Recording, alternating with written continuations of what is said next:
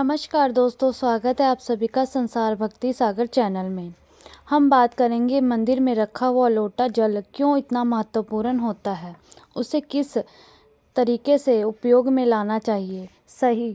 साथ ही हम ये भी जानेंगे कि मंदिर में किस धातु का लोटा होना चाहिए, क्या पीतल का, तांबे का या कुछ और। कई लोग इस बारे में अनजाने में गलतियां कर देते हैं, बाद में उन्हें पछतावा होता है।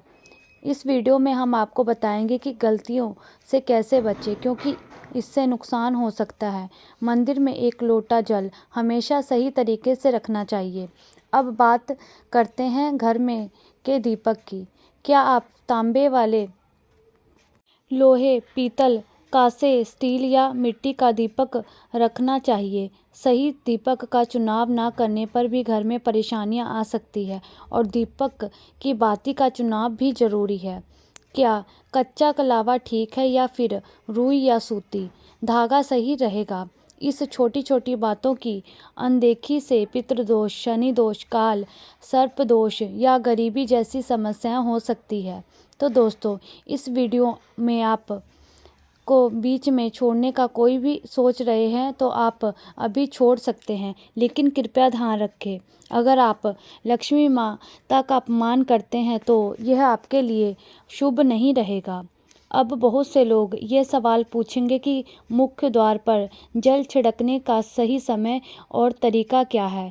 क्या इसे स्नान के बाद करना चाहिए या फिर बिना स्नान किए भी किया जा सकता है, और क्या झाड़ू लगाने से पहले जल छिड़कना चाहिए या बाद में। एक और सवाल जो अक्सर पूछा जाता है वो है, पीरज के दौरान मुख्य द्वार पर जल छिड़क सकते हैं या दीपदान कर सकते हैं, और मुख्य द्वार पर जल चढ़ाएं तो इसे अंदर की तरफ से चढ़ाएं या फिर बाहर की तरफ से। फ्लैट या किराए के घर में रहने वाले लोग भी पूछते हैं कि मुख्य द्वार पर दीपदान और जल छिड़कने का सही तरीका क्या है। आज का वीडियो इन्हीं सवालों को जवाब पर आधारित है। सबसे पहले हम ये जानेंगे कि घर के अंदर दीपक जलाने के क्या फ़ायदे हैं। खासकर घर के बाहर दीपक जलाने से जो 5 बड़े फायदे होते हैं वो आपके चौंका दे सकते हैं। भगवान की पूजा में दीपक जलाने का महत्व जो सभी जानते हैं। हिंदू धर्म में देसी घी या सरसों घी का दीपक जलाना बेहद शुभ माना जाता है, तथा तिल के तेल का दीपक भी जलाया जाता है। लेकिन भगवान के सामने दीपक जलाना केवल पूजा का एक तरीका नहीं है, बल्कि घर के अंदर और बाहर दीपक जलाने से कई लाभ मिलते हैं। दीपक जलाने से न केवल सकारात्मक ऊर्जा उत्पन्न होती है, बल्कि 5 बड़े फायदे भी मिलते हैं। और आइए जानते हैं। नंबर 1, पृथ्वी से अंधकार दूर होता है। घर में दीपक जलाने से न केवल घर का अंधकार दूर होता है, बल्कि यह नकारात्मक ऊर्जा को भी घर से बाहर कर देता है। जहाँ दीपक जलता है वहाँ सकारात्मक ऊर्जा का वास होता है। स्वाभाविक है कि जहाँ सकारात्मक ऊर्जा होती है वहाँ भगवान का भी वास होता है। इसलिए शाम होने से पहले दीपक जलाना शुभ माना जाता है। तेल से जलने वाले दीपक का असर उसके बुझने के बाद भी आधे घंटे तक बना रहता है, जबकि शुद्ध देसी घी का दीपक वातावरण को करीब 4 घंटे तक सकारात्मक रखता है। नंबर 2, दीपक जलाने का वैज्ञानिक लाभ। जब घर में शुद्ध घी या सरसों के तेल का दीपक जलाया जाता है तो उसके धुएं से घर के माहौल में सात्विकता आती है, जहां धुआं यानी कि कणों को नष्ट करता है और वातावरण को शुद्ध बनाता है। सुख समृद्धि का वास। जिस घर में भगवान के सामने दीपक जलाया जाता है वहाँ माता लक्ष्मी जी का कृपा बनी रहती है। ऐसे घर में सुख शांति का वास होता है। घर को पूर्व दिशा में रखने से व्यक्ति की दीर्घायु होती है और उत्तर दिशा में रखने से धन संपदा बढ़ती रहती है। दीपक का न केवल घर के अंदर अंधकार को दूर करता है, बल्कि हमारे जीवन को भी प्रकाश की ओर ले जाता है। बीमारियों को दूर भगाने में मदद करता है। घर में दीपक जलाने से बीमारियां आसपास नहीं भटकती। परिवार के सभी सदस्यों को लाभ मिलता है। खासकर अगर दीपक के साथ एक लौंग भी जला दी जाए तो इसका असर दोगुना हो जाता है। ये बीमारियों को दूर करने में मदद करता है, शुभ शक्तियों को आकर्षित करता है। सनातन धर्म के अनुसार जिस घर में सुबह शाम दीपक जलाया जाता है वहाँ कभी भी अंधकार नहीं होता। ऐसा घर शक्तियों को आकर्षित करता है। जलता हुआ दीपक शुभ शक्तियों को चुंबक की तरह खींचता है, जो घर के लिए अत्यंत लाभकारी होता है। तो दोस्तों, अब जानते हैं कि मुख्य द्वार पर जल छिड़कने का सही समय और विधि क्या है। अगर आप मुख्य द्वार पर जल चढ़ाते हैं तो आपको यह ध्यान रखना है कि जल को रात में सोने से पहले एक पात्र में भरकर रखना चाहिए। आप कोई भी पात्र ले सकते हैं, जैसे तांबे, पीतल, स्टील, या यदि गंगा जल उपलब्ध हो तो थोड़ी मात्रा में डालें, फिर शुद्ध जल से पात्र भर लें। अगर गंगा जल नहीं है तो केवल शुद्ध जल से ही आप भर सकते हैं उस पात्र को। घर की रसोई घर में रख दीजिए। सुबह उठ कर के इस जल का छिड़काव अपने घर के मुख्य द्वार पर करें। मुख्य द्वार पर सुबह सबसे पहले छिड़का गया जल घर की सभी समस्याओं को दूर करता है। यदि आप नकारात्मक ऊर्जा, मानसिक परेशानी, आर्थिक तंगी या वास्तु दोष से परेशान हैं तो यह उपाय भी की मदद करेगा। रसोई में रखा हुआ जल मुख्य द्वार पर छिड़कने से आपके घर की परेशानी समाप्त हो सकती है। यह उपाय न केवल वास्तु दोष और पितृदोष को समाप्त करता है बल्कि तंत्र मंत्र या बुरी नज़र के प्रभाव को भी खत्म करने में सहायक है। इस उपाय को नियमित करने से घर में सुख समृद्धि बनी रहती है और बीमारियों से भी मुक्ति मिलती है। आपको यह जल सूर्योदय से पहले मुख्य द्वार पर छिड़कना।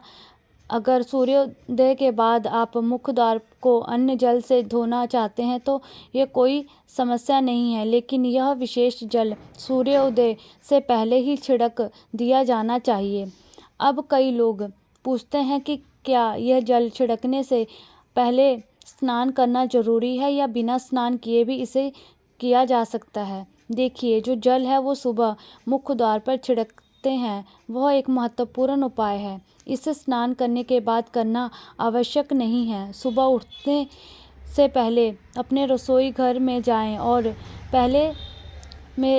पहले से रखे हुए जल को लेकर के आप मुख्य द्वार पर जाएं। मुख्य द्वार खोलें और इस जल का छिड़काव करें।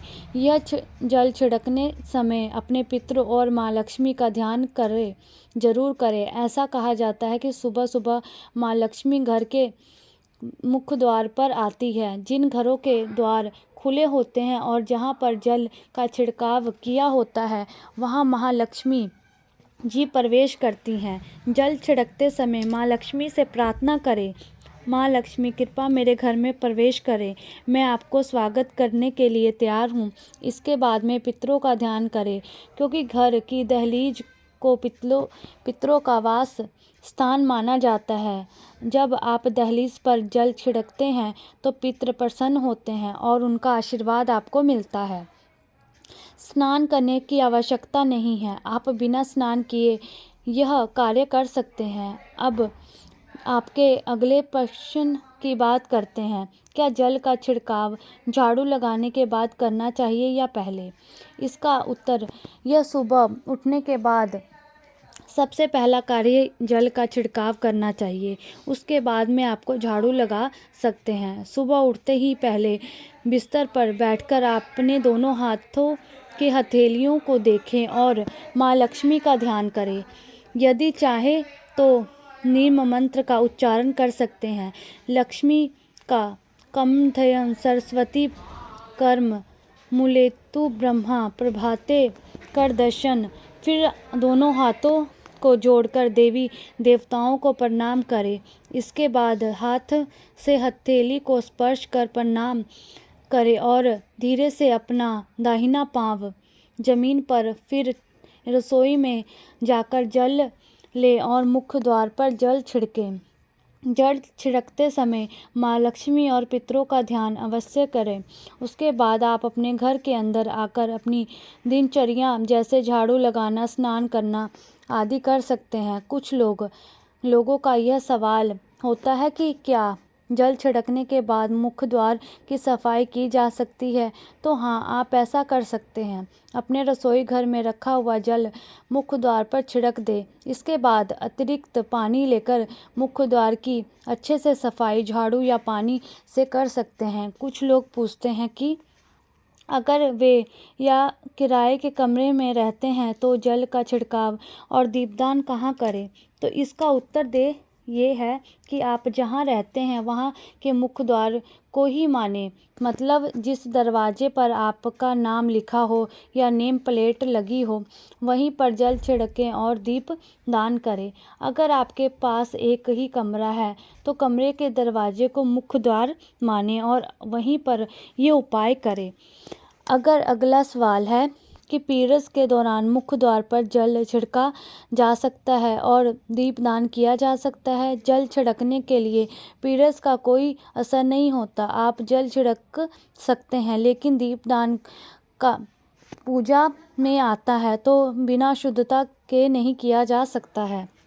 इसका मतलब ये है कि पीरियड समाप्त होने के बाद ही आप दीपदान कर सकते हैं। इसके अलावा कुछ लोग पूछते हैं कि मंदिर में जल रखना जरूरी है या नहीं।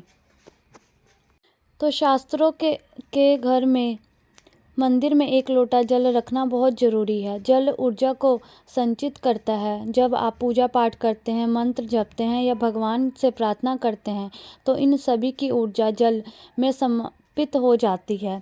यही कारण है कि मंदिर में जल रखना आवश्यक है। सुबह की पूजा के दौरान एक लोटा जल मंदिर में रखें और दीपक जलाएं। यदि अग्नि और जल के संतुलन का प्रतीक है। पूजा के बाद इस जल का उपयोग शुभ कार्यों में करें, जैसे पौधे में डालना या घर में छिड़कना करना।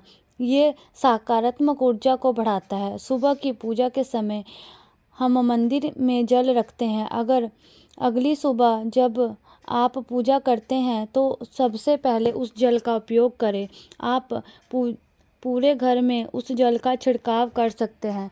यह जल आपके घर को शुद्ध करता है क्योंकि यह सकारात्मक ऊर्जा से भरा होता है। इससे कई बीमारियां दूर हो जाती हैं और घर में नकारात्मक का प्रभाव नहीं होता है। अगर आप नियमित रूप से इस जल का छिड़काव करते हैं तो आपके घर की सभी समस्याएं धीरे धीरे खत्म हो जाती हैं।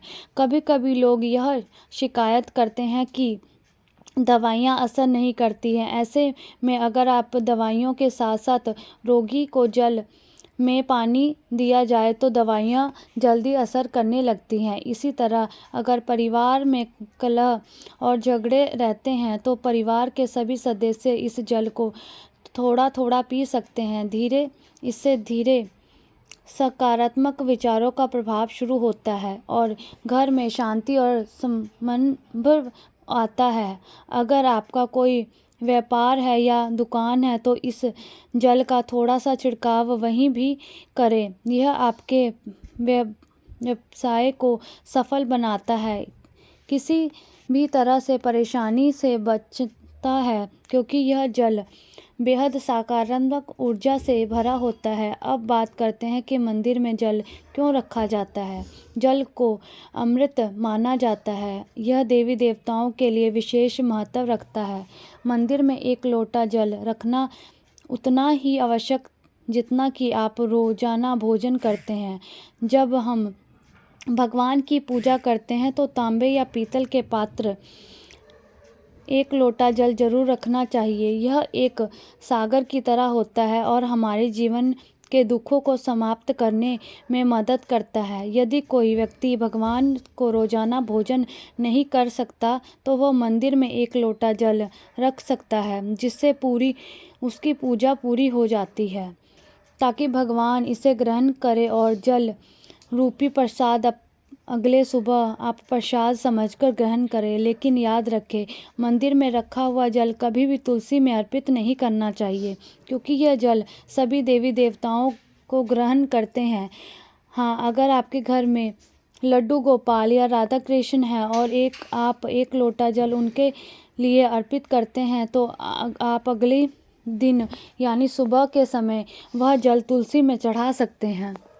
मंदिर में रखा हुआ जल अगले दिन यानी सुबह अपनी आँखों को धोने से प्रयोग करें। इससे आँखों की रोशनी बढ़ती है और बीमारियां दूर होती है। शास्त्रों के अनुसार जो लोग मंदिर में एक लोटा जल भर कर नहीं रखते उनके घर में अकाल पड़ जाता है, घर की स्थिति खराब हो जाती है, परिवार में मुसीबतें आ जाती हैं और गरीबी का सामना करना पड़ता है। आप चाहे तो एक लोटा जल में फूल आदि डालकर रख सकते हैं और बहुत शुभ माना जाता है। मंदिर में रखा हुआ जल का एक और उपयोग यह है कि घर की में खाना बनाने में या पीने में भी प्रयोग कर सकते हैं, लेकिन यह जल तभी इस्तेमाल करें जब आपके घर में सात्विक भोजन बनता है। अगर लहसुन या प्याज का इस्तेमाल होता है तो इस जल का प्रयोग खाना बनाने में नहीं करें। इस जल को परिवार के सभी सदस्यों को थोड़ी थोड़ी मात्रा में भी पी सकते हैं। बचा हुआ जल आप घर के पौधों में भी डाल सकते हैं।